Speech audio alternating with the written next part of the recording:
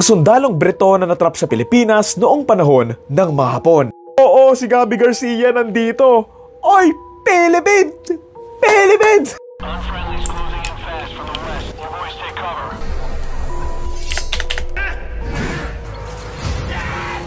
中佐連れてきました。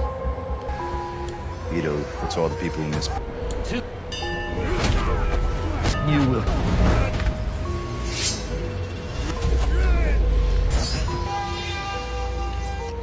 Susundan natin dito si James Wright na isang piloto noong World War II kung saan dito nga siya mapupunta sa Bataan sa Pilipinas. Pagdating niya dito, agad nga siyang napalaban kung saan eventually nahuli nga siya ng mga Hapon. Dahil sa galing nga niya sa pakikipaglaban, dito na nga magkaka-interes yung leader nga ng mga Hapong sundalo kung saan isasabak nga niya itong si James sa iba't ibang mga labanan para sa buhay niya. Gamit ang galing niya sa pakikipaglaban, dito na nga niya kakaharapin ng maraming kalaban kung saan kakailanganin nga din yung tiisin ang pagpapahirap sa kanya at sa mga kasama niya ng mga Hapon. Kung saan dito nga sila gagawa ng paraan para makatakas nga sa mga Hapon at makahingi nga ng tulong bago sila tuluyang ubusin ng masasamang mga Hapon. Title ng movie, Prisoner of War. Honestly, pinanood ko lang to dahil sa tatlong bagay. Una, nasa Pilipinas nga yung kwento nito. Pangalawa, may mga artistang Pinoy daw. And pangatlo, boy ka! Boy ka!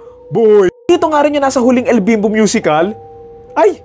Hindi ba siya yan? Sorry. There's one thing na nagandahan nga ako dito. Syempre yung mismong mga labanan nila na sobrang kudos sa mga stuntman and also doon sa mga action choreographers nga nila. Syempre, the choreo is as good as the performer, so sobrang kudos din talaga din kay Scott Adkins. Mga hindi nakakaalam, sobrang paborito ko tong Undisputed movie si Scott Adkins na ilang beses ko tong paulit-ulit na pinanood eh. Kasi lalo na si Boyka, kaya kahit saktuhan lang yung acting ni Scott Adkins, nababawi naman niya doon sa mga labanan niya. Lalo na tuwing sinasabi niya na, I'm the most complete fighter in the world. Yung mga training scene niya dito, nung bata ako, ginagaya ko yun eh. Balikan natin yung movie, story-wise, honestly, hindi na rin talaga ako nag-expect.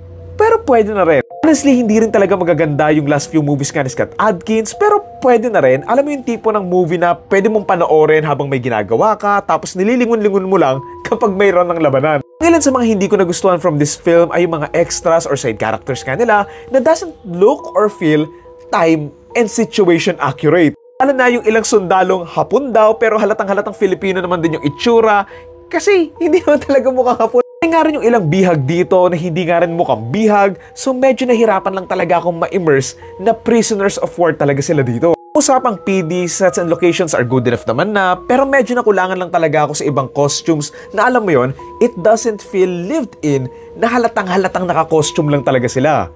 Puro sasabihin ng iba, maliliit na bagay lang naman yan uli. Pero alam mo kasi yun, nakaka-apekto kasi siya ng immersion, lalo na nga sa isang film na sinet nila sa totoong pangyayari. Yes, the story isn't real, pero itong mga Filipino at mga foreigner nga na sundalo na kinuha nga ng mga Hapon, totoong nangyari, and so it would really make the film better if nag-effort pa nga sila on the PD, particularly on the costumes nga. Story-wise, nakulangan lang din ako. I think they're trying to do an unbroken and fearless ni Jet Li at the same time, pero wala nga lang silang proper direction dito. Hindi rin masyadong nabuo yung relationship nga ni James sa iba pa mga characters, and kung meron man, kulang pa, and the story is so flat na hindi mo maramdaman na may tumataas na tension unless may bakbakan na talaga on screen. Sa history nga rin ng master ni James, and ito nga yung connection niya doon sa leader nga ng mga Hapong sundalo, hindi rin nila na-explore ng maayos, and sayang, kasi mas gaganda siguro yung ending if mas nagme-make sense kung mas nailatag nila what's with that move or what makes it special na gustong makita nga